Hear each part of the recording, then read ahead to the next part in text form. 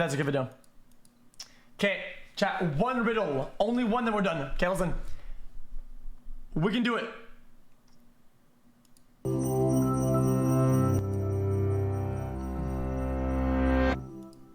You're overseeing the delivery of crucial supplies to a rebel base deep in the heart of enemy territory. To get past Imperial customs, all packages must follow a strict protocol. If a box is marked with an even number on the bottom, it must be sealed with a red top.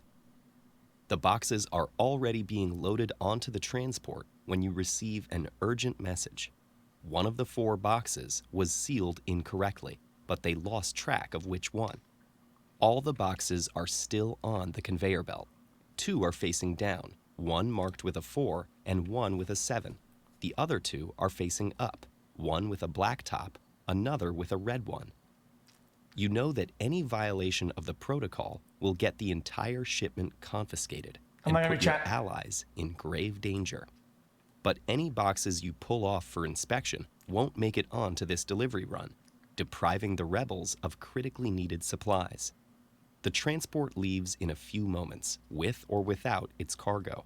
Which box or boxes should you grab off the conveyor belt? Wait, why is the ass so big? What the fuck? Wait, why is the ass so big? What the fuck? Look at this juicer, dude. And look at these juicers too. Okay, chat, we got this. We need to boot up Paint for this though. Okay. Of which one? All the boxes deep call. If a box is marked with an even number on the bottom, it must be sealed with... Okay. Even equals red. Which means that, obviously, I'm not gonna read chat, odd equals black. Alright, now what? With a red top. The boxes are already being loaded onto the transport when you receive an urgent message. One of the 4 boxes was sealed incorrectly. Okay, then it's 4, 7. But the boxes are all which one? Belt. 4 down. Black, red.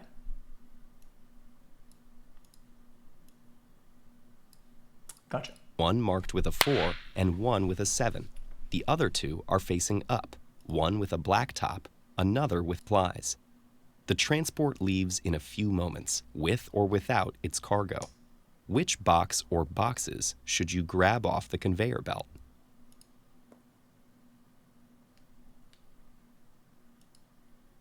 Okay. So there are some or one that is fucked up. One of the boxes breaks rule number 1. Okay, can I put some music while we do that?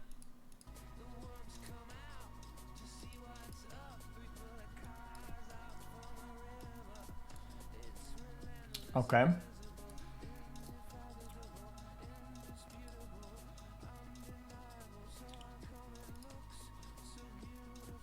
Okay, so the 4th box is black. No. It's red. When the 7 is black. Okay. Or it should be. Or it should be. Question mark. Right?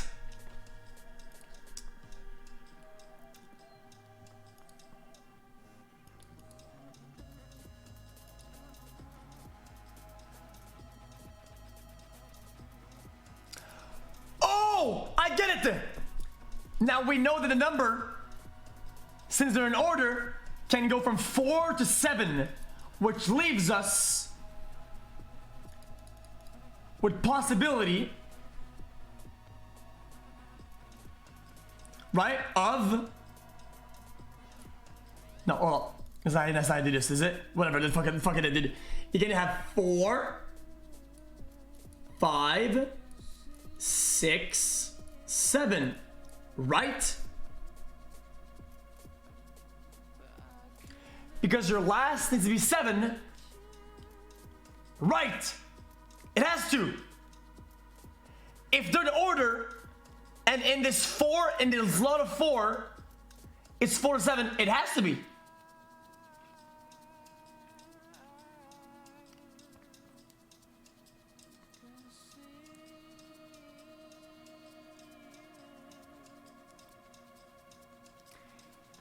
Chat, even if they're not in order, even if they're not.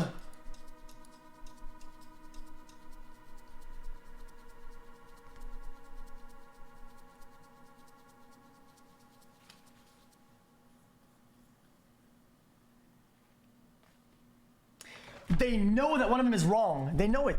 They know it's wrong, right? At least one is wrong, for sure.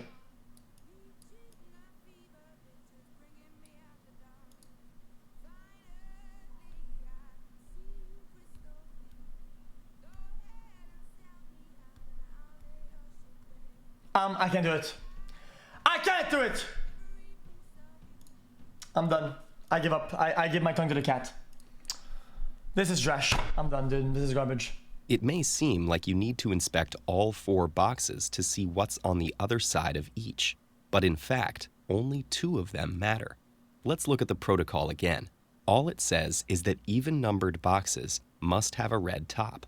It doesn't say anything about odd-numbered boxes, so we can just ignore the box marked with a 7. What about the box with a red top? Don't we need to check that the number on the bottom is even? As it turns out, we don't. The protocol says that if a box has an even number, then it should have a red top. It doesn't say that only boxes with even numbers can have red tops, or that a box with a red top must have an even number. The requirement only goes in one direction. So we don't need to check the box with the red lid. We do, however, need to check the one with the black lid to make sure it wasn't incorrectly placed on an even-numbered box. If you initially assumed the rules imply a symmetrical match between the number on the box and the type of lid, you're not alone. That error is so common, we even have a name for it: affirming the consequent, or the fallacy of the converse. Guys, can I be honest, dude? I hate his announcer. He's so pretentious, dude. It's like, yeah, oh, you made the mistake. Now, how common? I didn't make that because I'm smarter. Shut the fuck up. You're doing the puzzle, dude. No shit, you know. Assumes that just because a certain condition is necessary for a given result, it must also be sufficient for it. For instance, having an atmosphere is a necessary condition for being a habitable planet. But this doesn't mean that it's a sufficient condition. Planets like Venus have atmospheres, but lack other criteria for habitability. Yeah, like heat If that and shit. still seems hard to wrap your head around, let's look at a slightly different problem. Imagine the boxes contain groceries. You see one marked for shipment to a steakhouse and one to a vegetarian restaurant. Then you see 2 more boxes turned upside down. Then just fucking throw the one that goes to vegetarian, dude, because that's fucking sleeper one shit. labeled as containing meat and another as containing onions. Which ones do you need to check? Well, it's easy. Make sure the meat isn't being shipped to the vegetarian restaurant, and that the box going there doesn't contain meat. The onions can go to either place, and the box bound for the steakhouse can contain either product. Why does this scenario seem easier? Formally, it's the same problem. 2 possible conditions for the top of the box, and 2 for the... That is so wrong. I don't agree with this, that it's similar. Because one intends, even though in the protocol, it intends... bottom. But in this case, they're based on familiar real-world needs, and we easily understand that while vegetarians only eat vegetables, they're not the only ones who do so. In the original problem, the rules seemed more arbitrary, and when they're abstracted that way, the logical connections become harder to see. In your case, you've managed to get enough supplies through to enable the resistance to fight another day, and you did it by thinking outside the box, both sides of it. And now for a completely different riddle that also involves 4 boxes. No, Each he's gonna say the answer is in the replies and the comments down below or on my website that is a paid service. Fuck me. identifymisconceptions.org. Yeah. It's just... Hey, I fucking called it, dude. Okay, we'll do one more then. Okay, you guys want to be a bunch of bitches? We'll do one more then.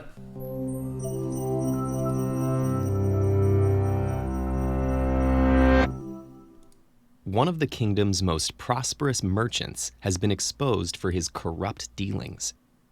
Nearly all of his riches are invested in a collection of 30 exquisite Burmese rubies, and the crowd in the square is clamoring for their confiscation to reimburse his victims. But the scoundrel and his allies at court have made a convincing case that at least some of his wealth was obtained legitimately and through good service to the crown. The king ponders for a minute and announces his judgment. Because there's no way to know which portion of the rubies were bought with ill-gotten wealth, the fine will be determined through a game of wits between the merchant and the king's most clever advisor, you. You're both told the rules in advance. The merchant will be allowed to discreetly divide his rubies among 3 boxes, which will then be placed in front of you. You will be given 3 cards and must write a number between 1 and 30 on each before putting a card in front of each of the boxes. The boxes will then all be opened. For each box, you will receive exactly as many rubies as the number written on the corresponding card, if the box has at least that many. But if your number is greater than the number of rubies actually there, the scoundrel gets to keep the entire box. The king puts just 2 constraints on how the scoundrel distributes his rubies.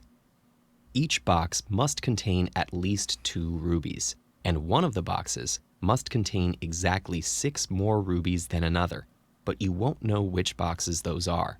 After a few minutes of deliberation, the merchant hides the gems, and the boxes are brought in front of you. Which numbers should you choose in order to guarantee the largest possible fine for the scoundrel and the greatest compensation for his victims? Everybody shush, don't give me the answer in chat. Stop tagging me with shit. I'm not gonna read it, yo. I got this, okay? I don't need your help. Yo.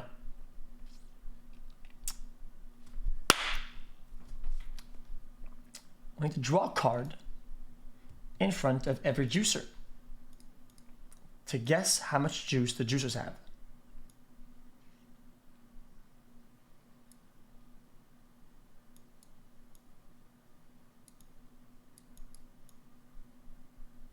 Right?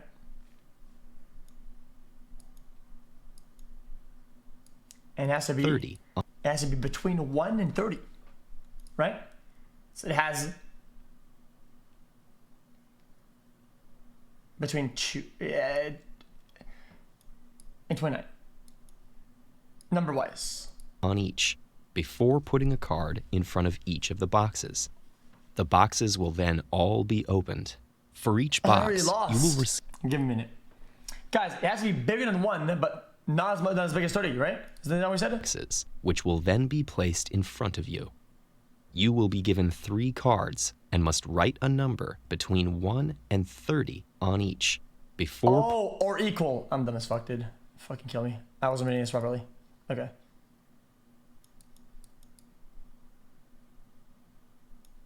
Okay, I'll write it down. Okay, I got it. Putting a card in front of each of the number is distributes that many. As many rubies as the number written on the corresponding card, if the box has at least that many. But if your number is great... At least that many. At least that. That is simple algebra. Guys, this is algebra for sure. I'm telling you, this is algebra. Yo. Greater than the number of rubies actually... You need to... This is what's hard about math, okay? It's not that math is hard. You need to put the words into numbers, yo. You will receive exactly as many rubies as the number written on the corresponding card, if the box has at least that many. At least that many. So at least that many means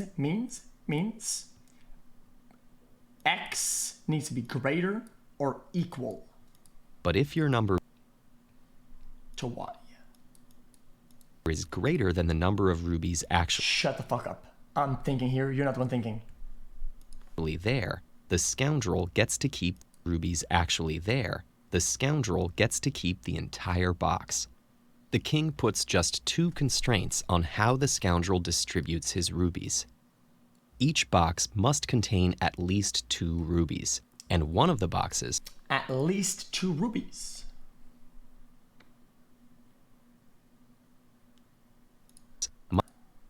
Each box must contain at least 2. Okay, so X is greater or equal than 2 rubies, and one of the boxes must contain exactly 6 more rubies than another.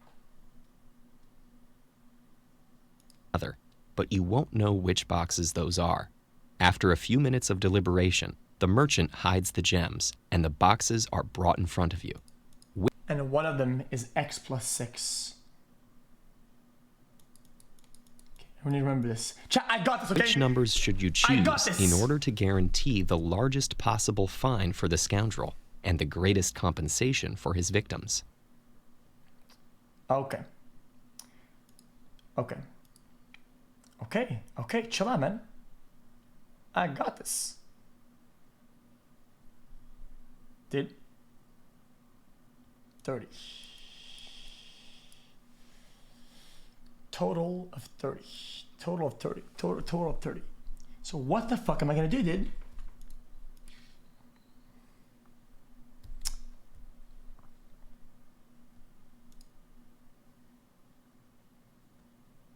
Every box has at least 2.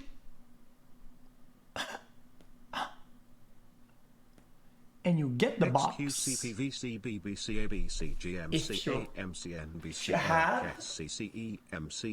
You get the box if you get the number right on or above it.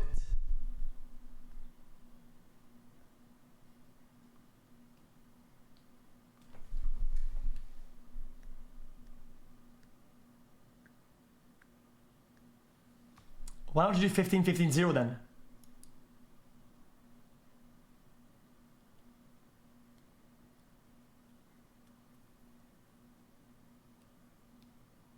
Oh, it can't be 0.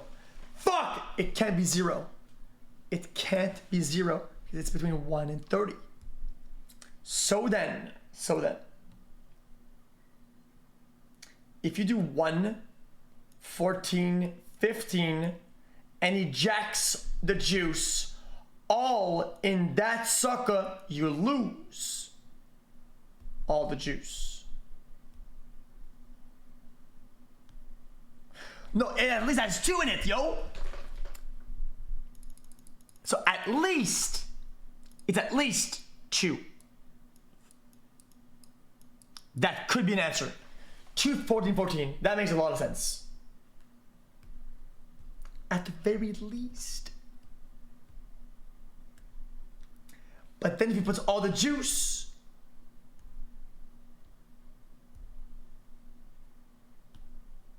guys, fuck it. I hate this. Math sucks. You suck. This sucks. Just give me the answer.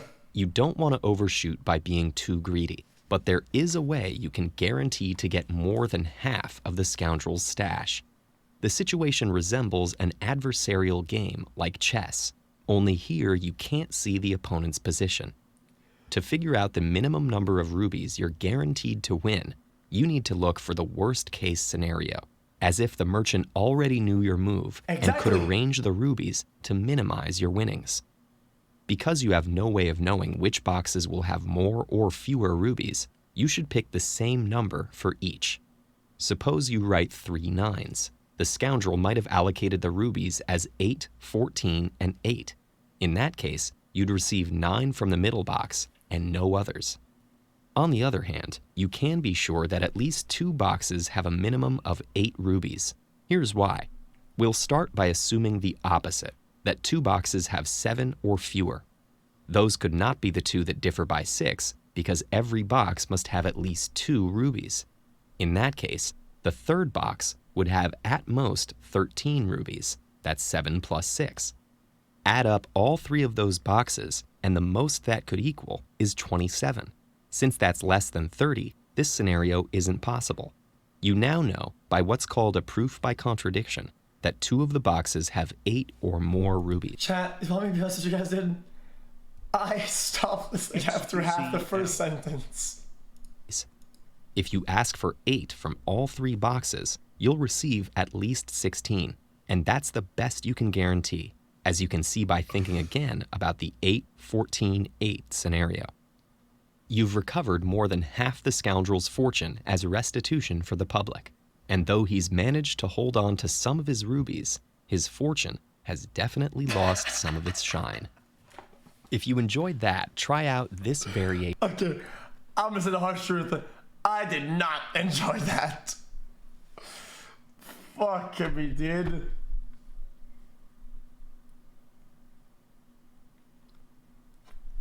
Guys, this killed my brain. Guys, listen.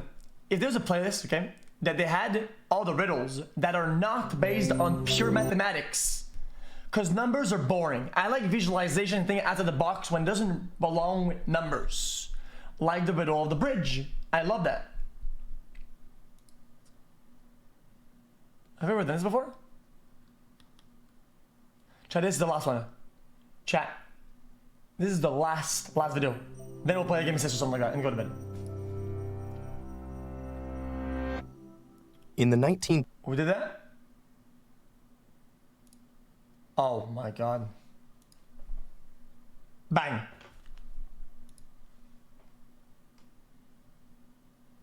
Oh my Jesus Christ, this smug-ass riddler thinks he knows everything cause he knows the answer to a puzzle he looked up on Yahoo Answers. True. That's a true, dude. Wait, what are the riddles at? A riddle.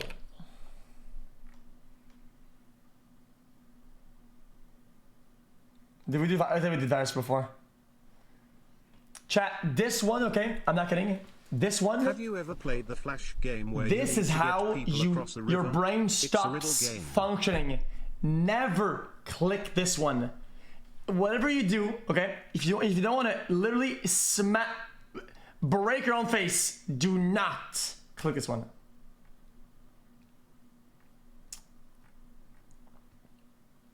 Okay. Chat, I think we saw all the riddles. Guys, we've seen it before. Why not gonna do it again? This one? 3 minutes only! Okay, let's do it. 2 minutes. Guys, it's called the Monty Hall. It's fucking annoying, dude. For your son's 6th birthday, you've promised to get him the cutest creature in creation, the Cuddly. It's hard to believe that it's a cousin of the terrifying Dudley or the hideous Fuddly. They're all members of the Wudley or the hideous. It's a cousin of the terrifying Dudley or the hideous Fuddly. They're all members of the Wudley. Hold up. Dude, pause this for 20 minutes. Much love, dude. Big love, dude. Irish love, dude. Everything you do. Hey, man, thanks for being part of the stream. Species, and the process of adopting them is deeply peculiar. Sorry, I'm trying. It takes 100 eggs to make a single animal in genus Wudley. When 100 eggs are placed together in an incubator, they undergo egg fusion and combine in the following way. Blue and purple combine to make red eggs. Red and blue combine to make purple eggs. And red and purple combine to make blue eggs. The most plentiful eggs pair up first, and if 2 piles are even, an egg comes from one of them at random. They keep combining until there's just one left. If the final egg is blue, a Cuddly hatches out of it. Purple eggs give you Dudleys, and red eggs give you Fuddleys. The incubator currently has 99 eggs in it. 23 are blue, 33 are purple, and 43 are red. You can begin the process of egg fusion by adding an egg of any color to the room. When all the eggs have combined into a single egg, the creature that hatches will bond with you on sight, which is why getting a Cuddly is so important. After all, you made a promise to your son. Which color egg should you add to the incubator to get a Cuddly? Chat. If it was my son's birthday, okay, he'd be lucky to get a gift. whatever I give him, okay, it'll make him happy. Okay? I couldn't give a flying fuck about this stupid puzzle shit. If it was his birthday, I would just go random. Get whatever you get, my dude. Okay, enjoy it, like it. Dude, he should be happy, he's getting a gift anyway.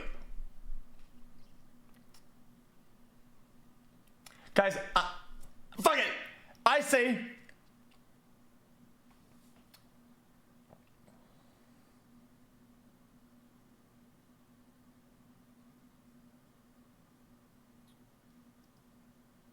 red! I say red because it looks the most unlikely. Fuck me! It's easy to get mixed up with all the cuddlies, dudleys, and fudlies coming from different colored eggs. If we ignore how many total eggs of each color there are, and just look at the process of egg fusion, we might notice something that will make this problem simpler. When two eggs fuse... Yeah, one goes random. What you want is have the big drr, and then bam. See? The number of eggs of each of those colors decreases by 1. Easy. And the number of the third color increases by 1. Yeah. That means they all change parity, or evenness and oddness, at the same time. Right now, all 3 piles are odd, but you get to add an egg to one color, which means that it'll be even, and the other 2 will be odd. Oh. Whichever color you choose will always be the opposite parity of the other 2 piles, odd when they're even, and even when they're odd, since true. every egg fusion flips each pile's parity simultaneously. We want to end with 1 blue, 0 purple, and 0 red eggs, or odd, even, even. That means we want the blue egg pile to be the opposite parity of the other 2 piles at the start as well. So you add a blue egg into the room, and 99 egg fusions later, only a single blue egg remains. The cuddly that hatches is sure to make your 6-year-old as happy as can be. Just be sure to follow the shopkeeper's warning and never feed it after midnight. You've managed to procure a cuddly, but No, can you use that same I type? did not manage to get shit, dude. I did not manage to get any of that shit.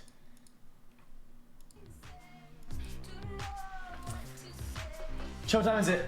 Ah, fuck it, dude. You know what, chat? I was gonna call it off, dude. I wanted to play games before going to bed.